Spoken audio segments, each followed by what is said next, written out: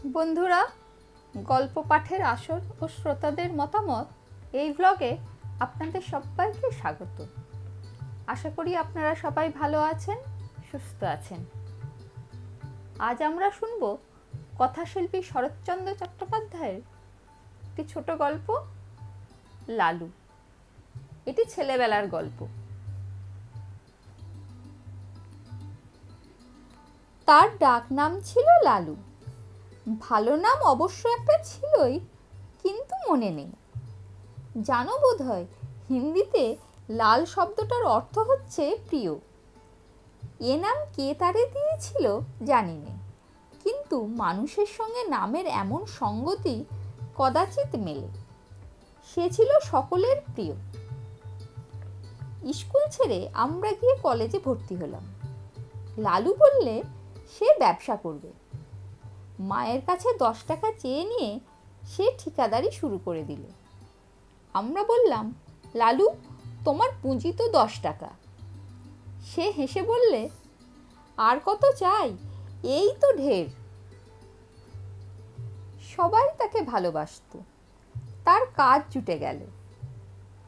তারপরে কলেজের পথে প্রায়ই দেখতে পেতাম লালু ছাতি মাথায় জোনা কয়েক কুলি মজুর নিয়ে রাস্তার ছোটখাটো মেরামতির কাজে লেগেছে।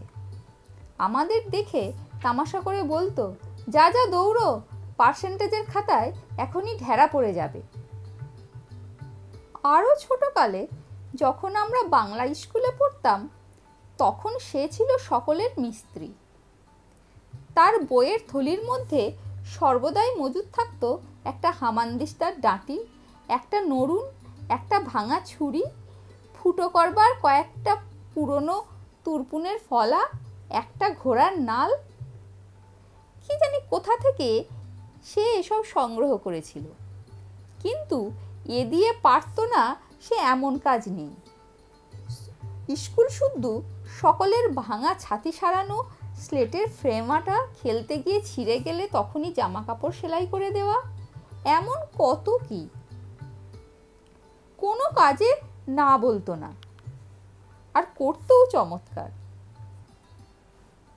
একবার ছট পরবের দিনে কয়েক পয়সার রঙিন কাগজ আর শোলা কিনে কি একটা নতুন তৈরি করে সে গঙ্গার ঘাটে বসে প্রায় 2.5 টাকার খেলনা বিক্রি করে ফেললে। তার থেকে আমাদের পেট ভরে চীনা বাদাম ভাজা খাইয়ে দিলে। বছরের পর বছর যায়, আমরা সকলে বড় হয়ে উঠলাম। জিমন্যাস্টিকের আখড়ায় লালুর সমকক্ষ কেউ ছিল না।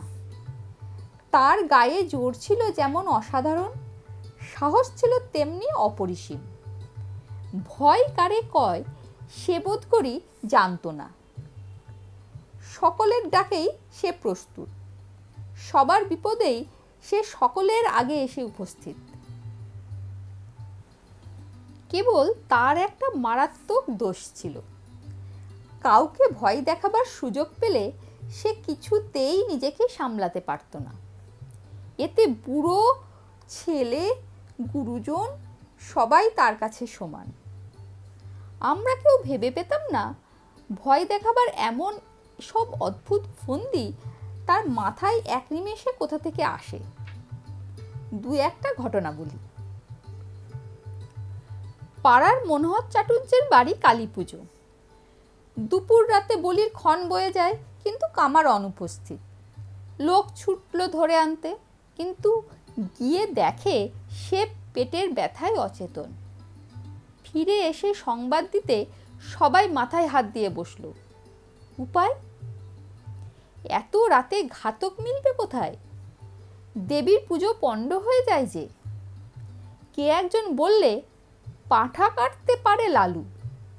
এমন অনেক সে কেটেছে। লোক দৌড়লো তার কাছে। লালু ঘুম ভেঙে উঠে বসল। বললে, না। না কি গো, দেবীর পুজোয় ব্যাঘাত ঘটলে সর্বনাশ হবে যে। লালু বললে, হয় হোক গে, ছোটবেলায় ও কাজ করেছি, এখন আর করব না। যারা ডাকতে এসেছিল তারা মাথা করতে লাগলো। আর 10-15 মিনিট মাত্র সময়, তারপরে সব নষ্ট। সব শেষ। তখন মহাকালীর কোপে কেউ বাঁচবে না। লালুর বাবা এসে আদেশ দিলেন যেতে। বললেন, ওরা নিরুপায় হয়েই এসেছেন, না গেলে অন্যায় হবে, তুমি যাও। সে আদেশ অমান্য করার সাধ্য লালুর নেই। লালুকে দেখে চাটুজ্জে মশাইয়ের ভাবনা ঘুচল। সময় নেই, তাড়াতাড়ি পাঁঠা উৎসর্গিত হয়ে কপালে সিঁদুর, গলায় জবার মালা পরে হাড়ি কাটে পড়ল। বাড়ি শুদ্ধ সকলের মা মা রবের প্রচণ্ড চিৎকারে নিরুপায়ী নিরীহ জীবের শেষ আর্তকণ্ঠ কোথায় ডুবে গেল। লালুর হাতে খড়গ নিমেষে ঊর্ধ্বত্থিত হয়ে সজোরে নামল। তারপরে বলির ছিন্ন কণ্ঠ থেকে রক্তের ফোয়ারা কালো মাটি রাঙা করে দিলে। লালু ক্ষণকাল চোখ বুজে রইল। ক্রমশ ঢাক, ঢোল, কাঁসির সংমিশ্রণে বলির বিরাট বাজনা থেমে এলো।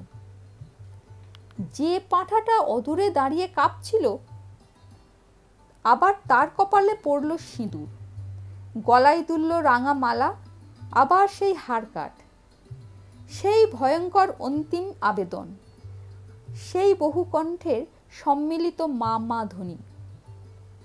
আবার লালুর রক্তমাখা খাঁড়া উপরে উঠে চোখের পলকে নিচে নেমে এলো।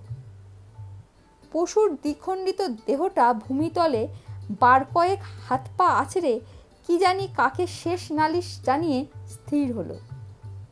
তার কাটা গলার রক্তধারা রাঙামাটি আরও খানিকটা রাঙিয়ে দিলে। ঢুলিরা উন্মাদের মতো ঢোল বাজাচ্ছে। উঠানে ভিড় করে দাঁড়িয়ে বহু লোকের বহু প্রকারের কোলাহল। সম্মুখের বারান্দায় কার্পেটের আসনে বসে মনোহর চাটুজ্জে মুদ্রিত নেত্রে ইষ্টনাম জপে রত। অকস্মাৎ লালু ভয়ঙ্কর একটা হুঙ্কার দিয়ে উঠল।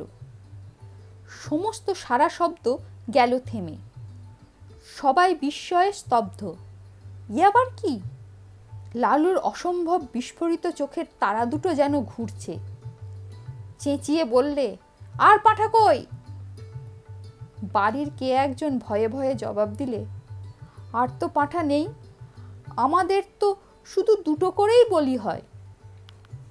লালু তার হাতে রক্তমাখা খাঁড়াটা মাথার উপরে বার দুই ঘুরিয়ে ভীষণ কর্কশ কণ্ঠে গর্জন করে উঠল, নেই পাঁঠা? সে হবে না, আমার খুন চেপে গেছে, দাও পাঁঠা, নইলে আজ আমি যাকে পাবো তাকেই নরবলি দেব। মা মা জয় কালী বলেই একটা মস্ত লাফ দিয়ে সে হাড়িকাঠের এদিক থেকে ওদিকে গিয়ে পড়ল। তার হাতের খাঁড়া তখন বন বন করে ঘুরছে। তখন যে কাণ্ড ঘটল ভাষায় বর্ণনা করা যায় না। সবাই একসঙ্গে ছুটল সদর দরজার দিকে, পাছে লালু ধরে ফেলে। পালাবার চেষ্টায় বিষম ঠেলাঠেলি হুড়মুড়িতে সেখানে যেন দক্ষযক্ষ ব্যাপার বেঁধে গেল। কেউ পড়ছে গড়িয়ে, কেউ হামাগুড়ি দিয়ে কারুর পায়ের ফাঁকের মধ্যে মাথা গলিয়ে বেরোবার চেষ্টা করছে। কারুর গলা কারুর বগলের চাপের মধ্যে পড়ে দম আটকাবার মতো হয়েছে। একজন আরেকজনের ঘাড়ের উপর দিয়ে পালাবার চেষ্টায় ভিড়ের মধ্যে মুখ থুবড়ে পড়েছে। কিন্তু এসব মাত্র মুহূর্তের জন্য, তারপরেই সমস্ত ফাঁকা। লালু গর্জে উঠল, মনোহর চাটুজ্জে কই? পুরুত গেল কোথায়? পুরুত রোগা লোক, সে গণ্ডগোলের সুযোগে আগেই গিয়ে লুকিয়েছে প্রতিমার আড়ালে। গুরুদেব কুশাসনে বসে চণ্ডীপাঠ করছিলেন।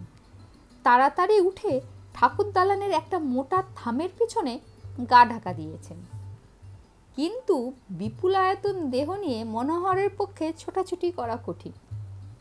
লালু এগিয়ে গিয়ে বাঁ হাতে তার একটা হাত চেপে ধরলে, বললে, চলো হাঁড়ি কাঠে গিয়ে গলা দেবে। একে তার বজ্র মুষ্টি, তাতে ডান হাতে খাঁড়া। ভয়ে চাটুজ্জের প্রাণ উড়ে গেল। কাঁদো কাঁদো গলায় মিনতি করতে লাগলেন, বাবা লালু, বাবা, স্থির হয়ে চেয়ে দেখ, আমি পাঁঠা নই, মানুষ। আমি সম্পর্কে তোমার জ্যাঠামশাই হই বাবা। তোমার বাবা আমার ছোট ভাইয়ের মতো। সে জানি নে, আমার খুন চেপেছে। চলো, তোমাকে বলি দেব, মায়ের আদেশ। চাটুজ্জে ডুকরে কেঁদে উঠলেন। না বাবা, মায়ের আদেশ নয়, কখনো নয়, মা যে জগজ্জননী। লালু বললে, জগজ্জননী? সে জ্ঞান আছে তোমার? আর দেবে পাঁঠা বলি? ডেকে পাঠাবে আমাকে পাঁঠা কাটতে? বলো। চাটুজ্জে কাঁদতে কাঁদতে বললেন, কোনোদিন নয় বাবা, আর কোনোদিন নয়। মায়ের সম্মুখে 3 সত্যি করছি। আজ থেকে আমার বাড়িতে বলি বন্ধ। ঠিক তো? ঠিক বাবা, ঠিক। আর কখনো না। আমার হাতটা ছেড়ে দাও বাবা, একবার পায়খানা যাব। লালু হাত ছেড়ে দিয়ে বললে, আচ্ছা যাও, তোমাকে ছেড়ে দিলাম। কিন্তু পুরুত পালালো কোথা দিয়ে? গুরুদেব, সে কই?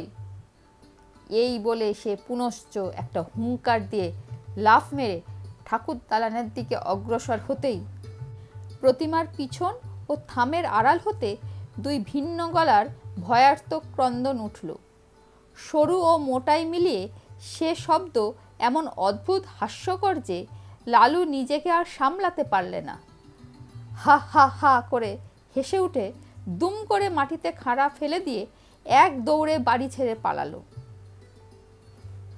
তখন কারো বুঝতে বাকি রইল না, খুন চাপা টাপা সব মিথ্যে, সব তার চালাকি।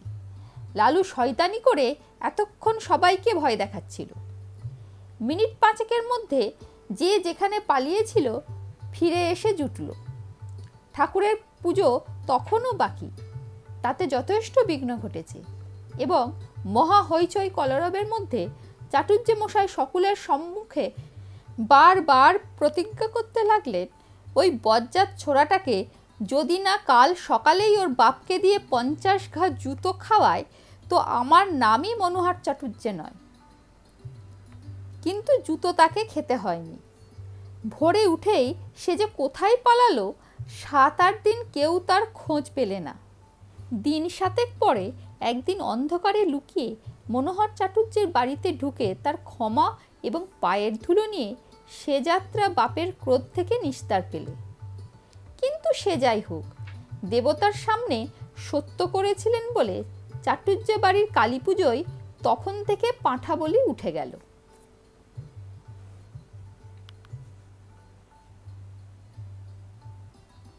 বন্ধুরা, শরৎচন্দ্র চট্টোপাধ্যায়ের লেখা এই সুন্দর মজার গল্পটা কেমন লাগলো সেটা অবশ্যই কমেন্টে জানাবেন।